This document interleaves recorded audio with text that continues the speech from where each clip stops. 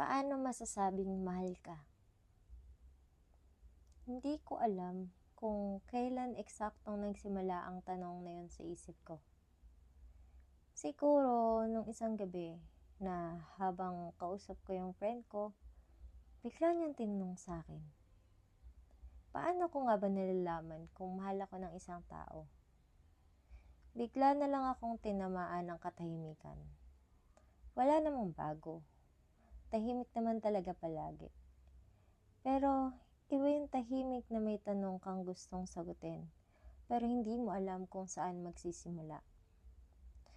Paano mo nga ba malalaman kung mahal ka talaga ng isang tao? Wala akong matibay na basihan. Wala rin akong konkretong karanasan na pwedeng panghawakan. Hindi pa ako nahulog sa isang relasyong may katiyakan. Minsan, may mga taong dumadaan. Mga ngating nagtagal, mga sulyap na parang may ibig sabihin. Mga kilos na parang may laman. Pero hindi ko rin sigurado kung ako ba ang pinili o ako lang ang nandoon sa tamang timing. Baka kasi masyado lang akong bulag noon. O baka rin hindi talaga ako ang mahal. O baka mahal ako, pero hindi sapat para panindigan. Kaya hanggang ngayon, tanong pa rin siya sa akin. Mahal ka ba kung inaalala ka? O baka kaya ka lang naaalala kapag may oras sila? Mahal ka ba kung tinatanong ka kung kumain ka na? Pero hindi rin ba pwedeng gawi lang yon ng isang taong mabait?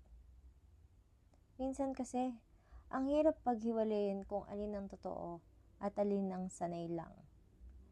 Dahil hindi lahat ng nagpapakita ng malasakit, nagmamahal. At hindi lahat ng pagmamahal, marunong magpakita. Kaya iniisip ko na lang, siguro, malalaman mong mahal ka kapag wala ka sa harap niya, pero pinipili ka pa rin niya. Kapag hindi mo kailangan sumigaw para mapansin, dahil kusa siyang lumalapit. Kapag hindi mo kailangang humingi ng oras, dahil kusa niyang ibinibigay. Hindi dahil obligasyon, kundi dahil may halaga ka sa kanya. Siguro, mahal ka kapag sa gitna ng dami ng pwedeng piliin, sa'yo siya bumabalik. Hindi dahil ikaw ang madali, kundi dahil ikaw ang totoo. Pero lahat yan, haka-haka lang. Dahil sa totoo lang, hindi ko pa rin alam ang sagot. Wala akong kwento ng pag-ibig na maari kong ikwento mula simula hanggang wakas. Wala akong alaala ng kami o noon nung naging kami. Ang meron lang ako ay mga tanong at marahil isang araw, pag dumating na siya, yung taong hindi ko na kailangan tanungin kung mahal ba niya ako, saka lang masusulat ang kasagutan.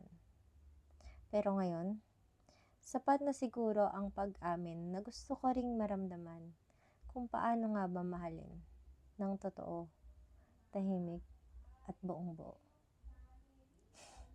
Yan lang.